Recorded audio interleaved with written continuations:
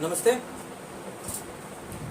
आज हम लोग मतलब स्कूल लेवल वाले बच्चों के लिए जो भी हैं पढ़ने वाले सभी जिनको भी इंटरेस्ट वगैरह भी है और ऐसे भी पढ़ना ही पड़ेगा, तो उन सभी के लिए जो है ये अपना जो लेक्चर है, ये अपना जो टॉपिक लेकर के आ रहे हैं हम लोग। साइंस का पता ही है, सेक्शन फिजिक्स होता है, केमिस्ट्री होता है, बायोलॉजी होता है, ठीक है ना। तो हम आपको फिजिक्स का क्लास देंगे और फिजिक्स की हम कोशिश करेंगे छोटी छोटी टॉपिक को एकदम हल्के हल्के अंदाज में आपको समझा सकें, ठीक है। और चलो सब मिल के समझना भी, एकदम थोड़ा थोड़ा खेलेंगे भी और थोड़ा थोड़ा पढ़ेंगे भी, ठीक है।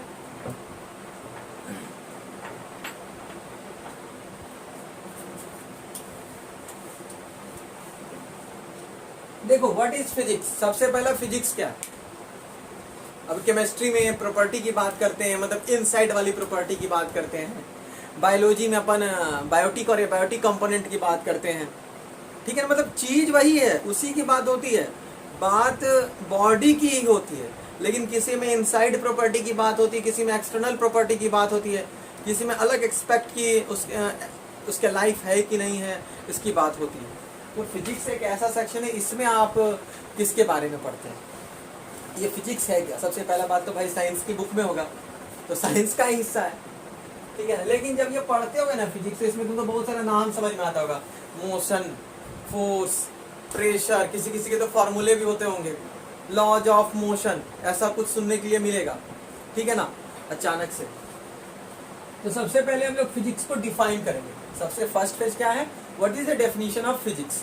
फिजिक्स है क्या, हिंदी में ऐसे कहते हैं भौतिकी, क्या कहते हैं, भौतिकी कहते हैं उसको, ठीक है। तो फिजिक्स को डिफाइन करोगे तो कैसे डिफाइन करोगे, तो हम लोग बोलेंगे एकदम एक लाइन में डिफाइन करेंगे, it is the study about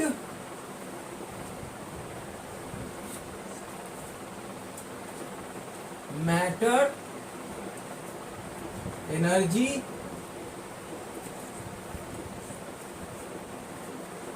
and their mutual relationship. देखो फिजिक्स का यदि डेफिनेशन अगर आपको सोचना हो कि भाई फिजिक्स हम किसे कहते हैं, तो बेसिकली ये ब्रांच साइंस का ही हिस्सा है और इसमें आप किसके बारे में पढ़ते हैं, तो मैटर के बारे में पढ़ते हैं और एनर्जी के बारे में पढ़ते हैं, और मैटर और एनर्जी आपस में कैसे रिलेटेड है उसके बारे में पढ़ते हैं।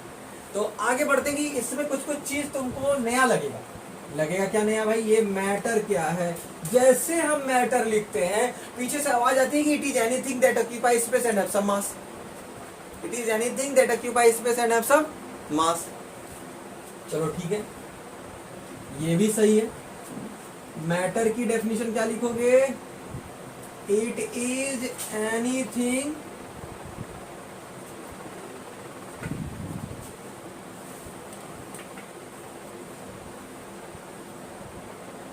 that occupy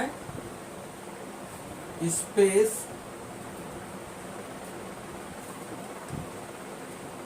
and have some mass। मतलब आज का टॉपिक मेरा इसी के इर्द गिर्द है, ज्यादा एकदम पढ़ना नहीं है, ठीक है ना। फिजिक्स की डेफिनेशन आपको मिल गई कि study about matter, energy and their mutual relationship, और मैटर की भी डेफिनेशन आपको मिल गई, it is anything that occupy space and have some mass. मुद्दा है क्या कि ये मैटर जो है, अच्छा एक बात बताओ कि मूव कौन करेगा।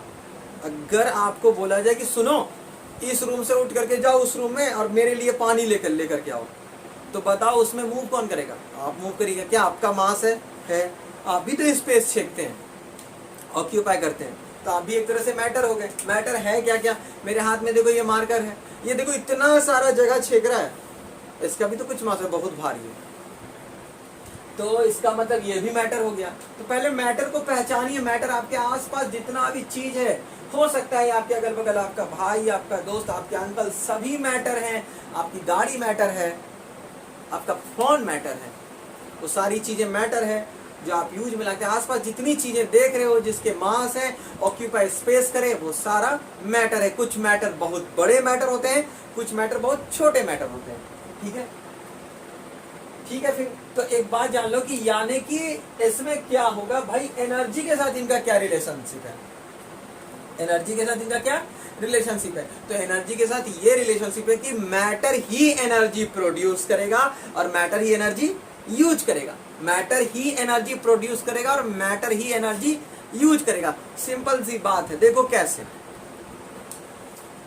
अगर बल्ब लाइट कर रहा है, बल्ब लाइट कर रहा है तो बल्ब जो है क्या प्रोड्यूस कर रहा है, लाइट एनर्जी प्रोड्यूस कर रहा है।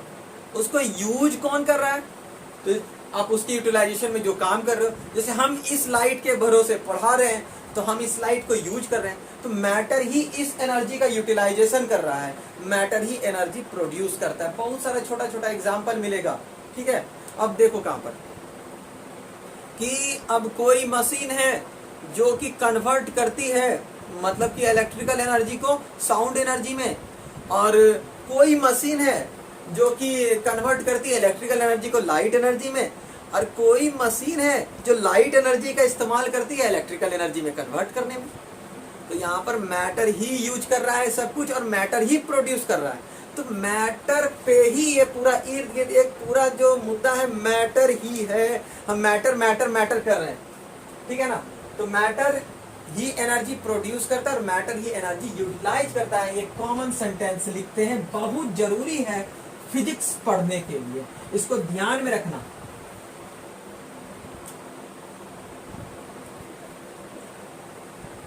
Matter produces energy, matter utilize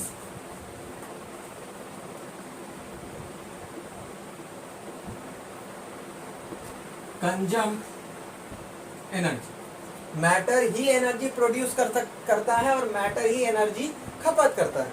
अब हो सकता है कि अलग अलग मैटर हो, लेकिन है तो मैटर ही। चलो ठीक है, यहां तक बात तो समझ गए। तो मैटर के बारे में इतनी बात समझ में आ गया। फिजिक्स में भी समझ में आ रहा है कि तुम्हारा मैटर और एनर्जी पे क्यों डिपेंड कर रहा है। तो इस लेक्चर के बाद आपको ये समझ में तो आ गया होगा कि what is matter and what we study in physics, ठीक है ना। आपको ये समझ में आया कि मैटर ही एनर्जी प्रोड्यूस करता है और मैटर ही एनर्जी यूटिलाइज करता है। तो एक काम करना, छोटा सा नोट्स कमेंट सेक्शन में आप लोग बना बना के लिख करके मेरे को भेजोगे कि कौन कौन मैटर कौन कौन सी एनर्जी प्रोड्यूस करती है और उस एनर्जी को कौन कौन मैटर यूटिलाइज करता है। हम लोग नेक्स्ट सेक्शन में फिर छोटा सा इसी तरह का छोटा छोटा सेक्शन लेकर के आएंगे और उसमें कुछ आगे पढ़ेंगे। बहुत बहुत धन्यवाद लेक्चर को समझने के लिए, देखने के लिए।